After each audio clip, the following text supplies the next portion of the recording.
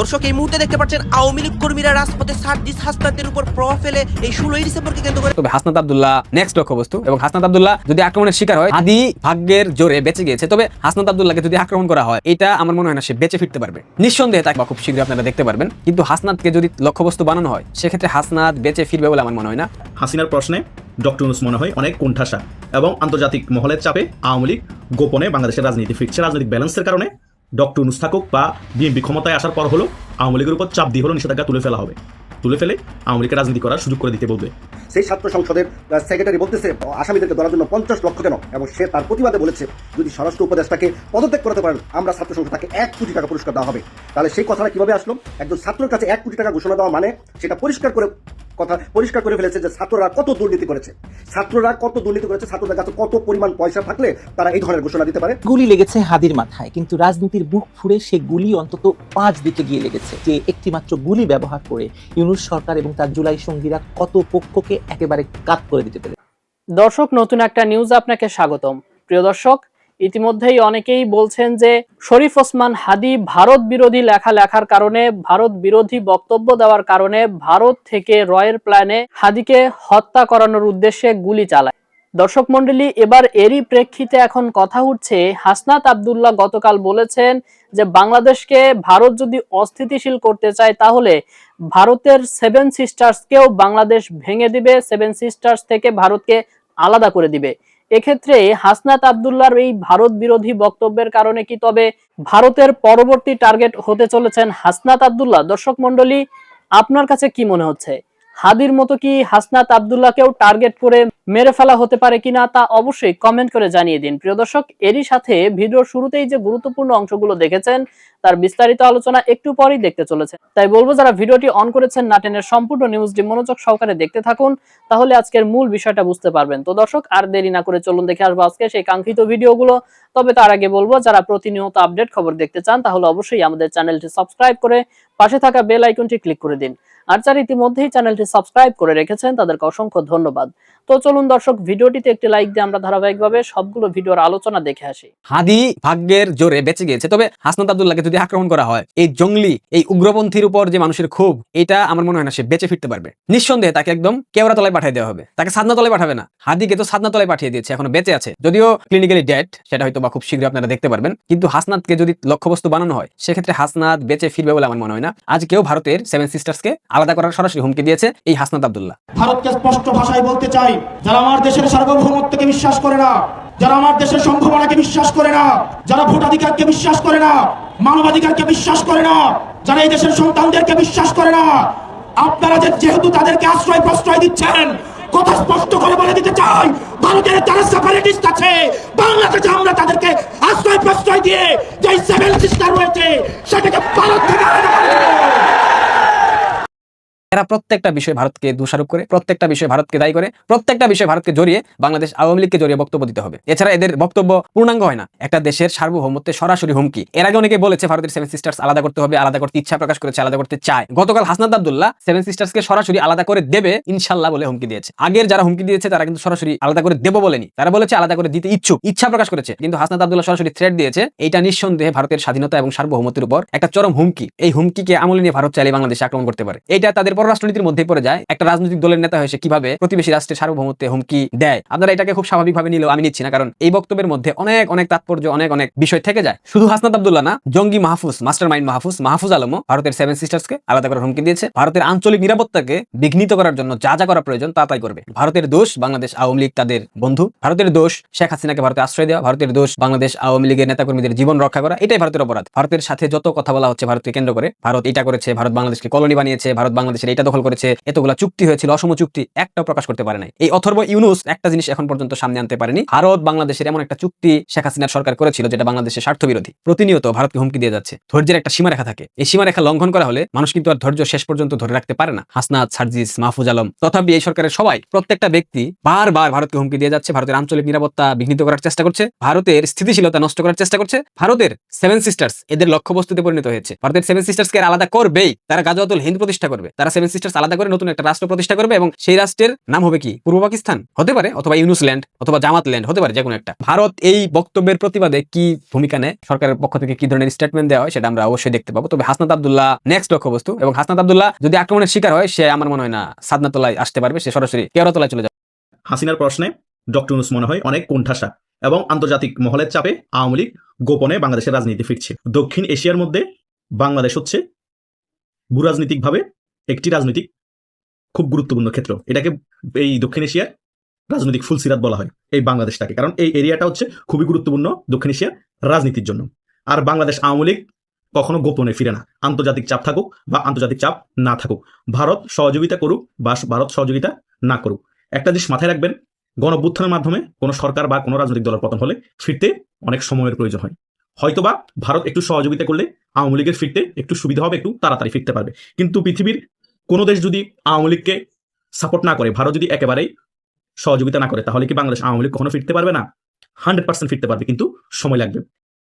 ভারতের স্বার্থের কারণে আওয়ামী লীগকে সাপোর্ট করতে হবে, এবং বিশ্বের বড় বড় বাঘা বাঘা দেশ বাংলাদেশের রাজনৈতিক ব্যালেন্স ফিরিয়ে আনার জন্য আওয়ামী লীগের রাজনীতি ফিরিয়ে আনতে হবে। কারণ বিশ্বের যে সকল বাঘা বাঘা দেশ আছে তারা কখনোই চাইবে না বাংলাদেশের মতো ভৌগোলিকভাবে এইরকম গুরুত্বপূর্ণ একটা জায়গার মধ্যে ওই দেশটা জঙ্গি দেশে পরিণত হয়ে যায়। বিশ্বের সকল বাঘা বাঘা দেশ ভালো করেই জানে, আন্তর্জাতিক মহল যাদেরকে বলেন আপনারা, তারা ভালো করেই জানে যে বাংলাদেশের মধ্যে যদি বিএনপি এবং জামাত জোট ক্ষমতায় থাকে বা তারা সরকারি দল বা বিরোধী দল থাকে, বাংলাদেশে জঙ্গিদের উত্থান হবে। আর পাকিস্তানের দাবদাবা বেড়ে যাবে, ক্ষমতা বেড়ে যাবে, বাংলাদেশের মধ্যে আধিপত্য বেড়ে যাবে, তুরস্কের আধিপত্য বেড়ে যাবে। অলরেডি তুরস্কের গোয়েন্দা সংস্থা MIT বাংলাদেশে সক্রিয় হয়ে গিয়েছে।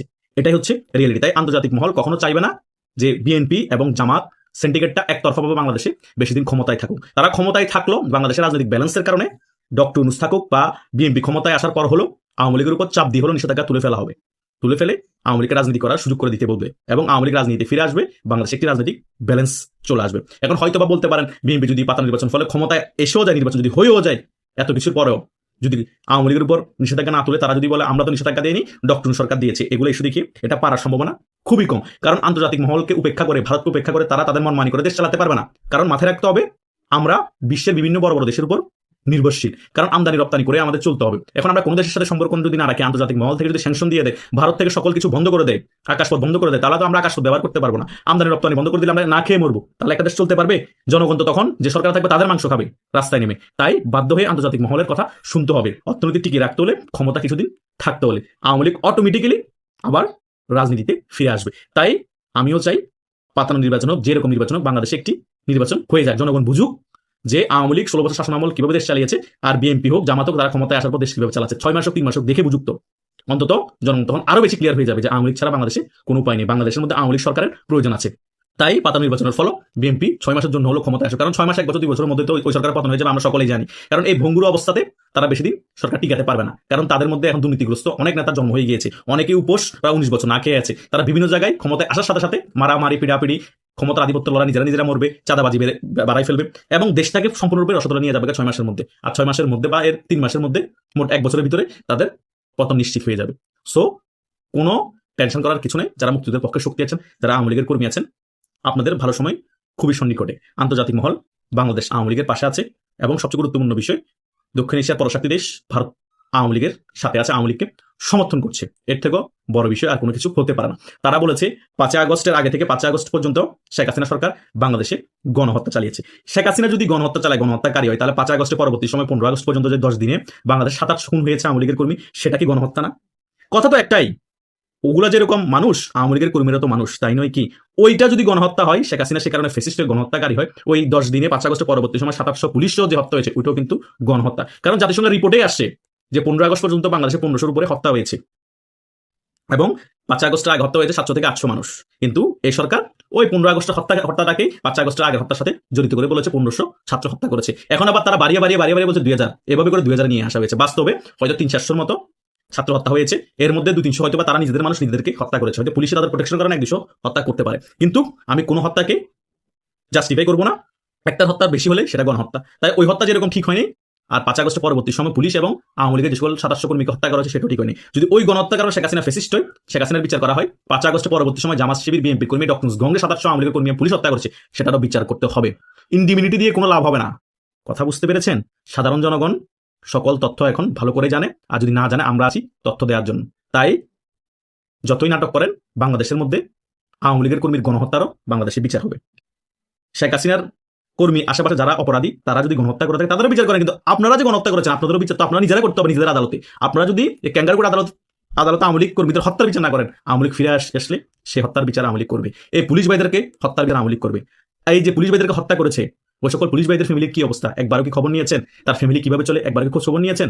খোঁজ খবর তো নেননি, বরং তাদেরকে যারা হত্যা করেছে তাদেরকে ক্ষমা করে দিয়েছেন। মানে পুলিশ হত্যা জায়েজ, আওয়ামী লীগ কর্মী হত্যা জায়েজ, সেটা গণহত্যা না, সেটা হত্যা না। কিন্তু এই টোকায় রাজাকারের শাবক নিজেরা নিজেদের কর্মীকে হত্যা করেছে, সেই হত্যার দায়ভার আওয়ামী লীগকে চাপিয়ে দিয়েছে। সেটার জন্য আওয়ামী লীগ গণহত্যাকারী, সেটার জন্য আওয়ামী লীগ ফেসিস্ট। আওয়ামী লীগ বাংলাদেশে রাজনীতি করতে পারবে না। আর আপনারা 5 আগস্টের পরবর্তী সময় রাজাকারদের শাবকরা আওয়ামী লীগের কর্মীকে হত্যা করেছে, পুলিশদেরকে হত্যা করেছে, তারা গণহত্যাকারী না, তারা বাংলাদেশে রাজনীতি করবে। কথা বুঝতে পেরেছেন? এই হচ্ছে বাংলাদেশের আসল অবস্থা। বাংলাদেশের স্বাধীনতা বিরোধীরা গণহত্যা চালালো গণহত্যা না, তারা বাংলাদেশে বুক ফুলিয়ে রাজনীতি করবে, তারা 16 ডিসেম্বরকে নিয়ে কটূক্তি করবে, তারা মুক্তিযুদ্ধদেরকে অপমান করবে, তারা মুক্তিযুদ্ধের সকল স্মৃতি ধ্বংস করে দিবে। কোনো সমস্যা নেই, তারা বাংলাদেশে দাপটের রাজনীতি করতে পারবে। যে রাজনৈতিক দলের নেতৃত্বে বাংলাদেশ স্বাধীনতা অর্জন হয়েছে, সে রাজনৈতিক দল এখন ফেসিস্ট হয়ে গিয়েছে, গণহত্যাকারী হয়ে গিয়েছে, তাদের কর্মীদেরকে হত্যা করা জায়েজ হয়ে গিয়েছে, তারা নির্বাচন অংশগ্রহণ করতে পারবে না, বাংলাদেশে রাজনীতি করতে পারবে না।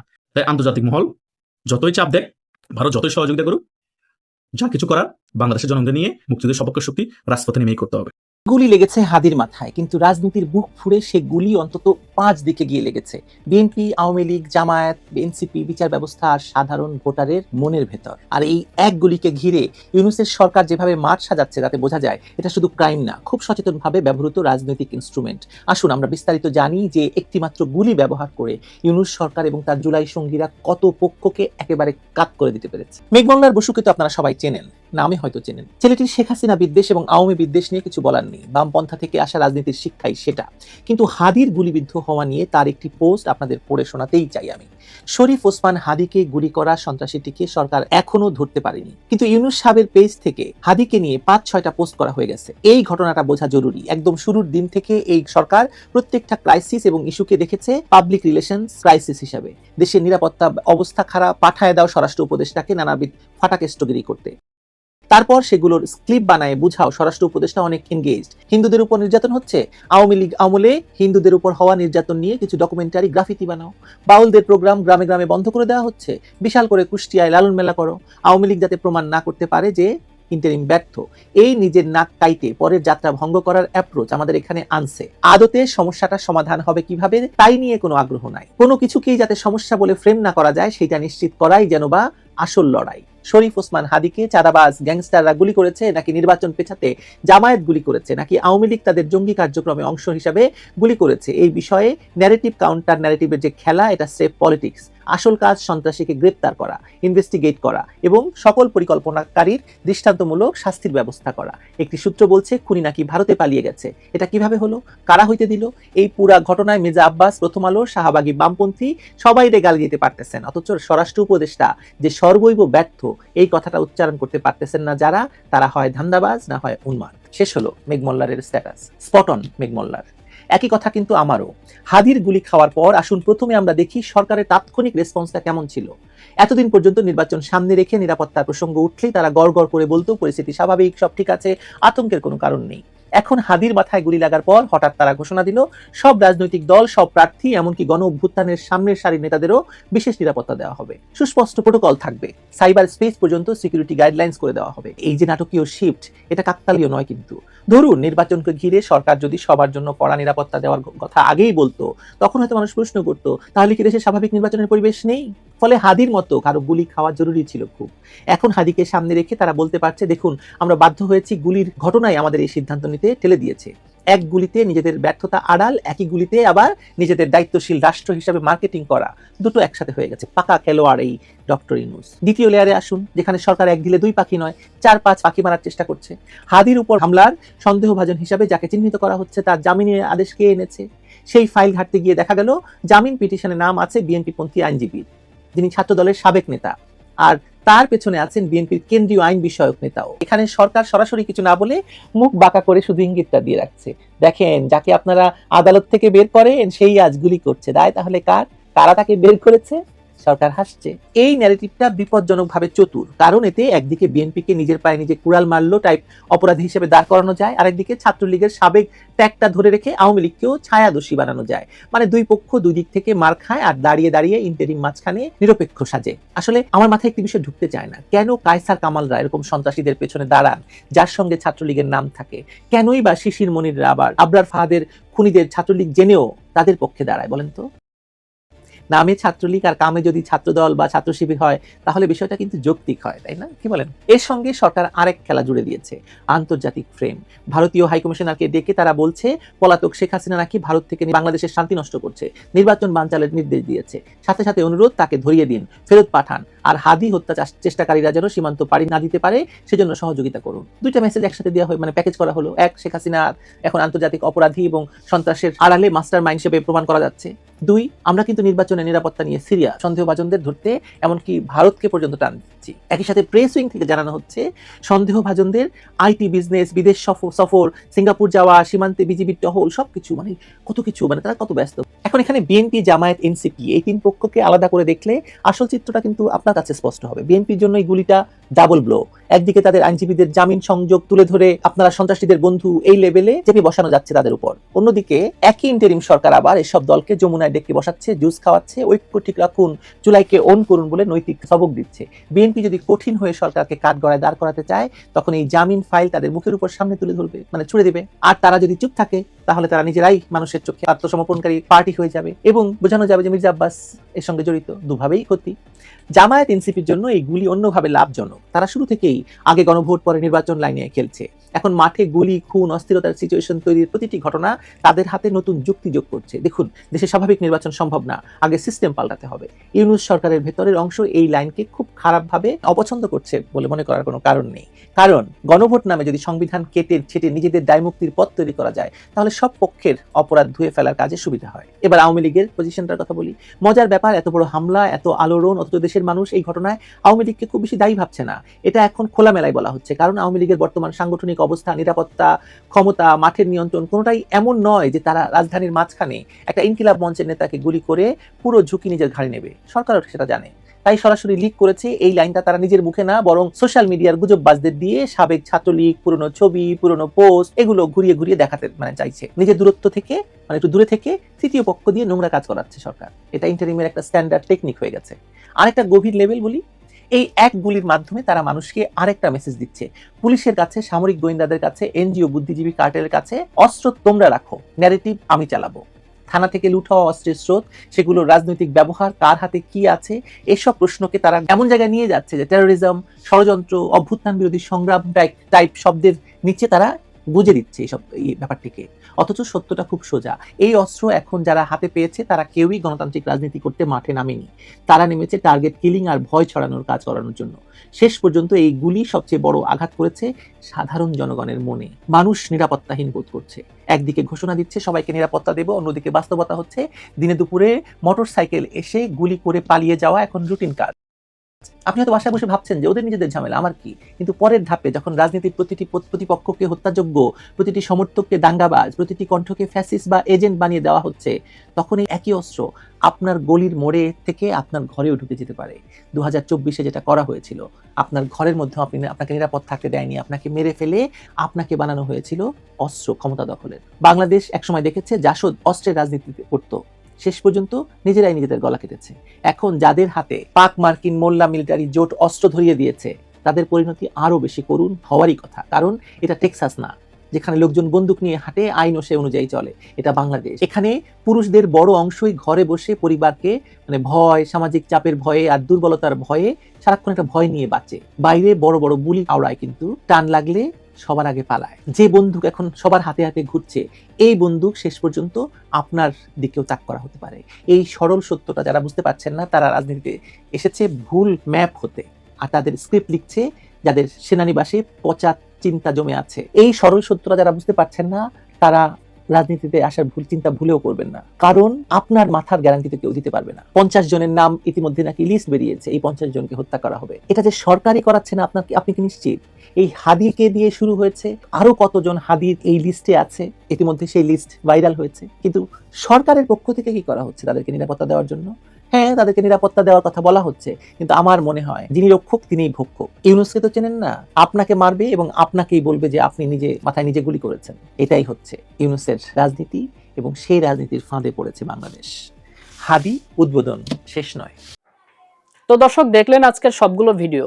আর এই ভিডিওগুলো সম্পর্কিত যদি কোনো তথ্য বা মতামত থাকে তাহলে তো অবশ্যই কমেন্ট করে জানিয়ে দিন। এতক্ষণ সাথে থাকার জন্য ধন্যবাদ। নিউজটি শেষ করছে এখানেই, ফিরছে আগামী ভিডিওতে নতুন কোনো টপিক নিয়ে। আল্লাহ হাফেজ।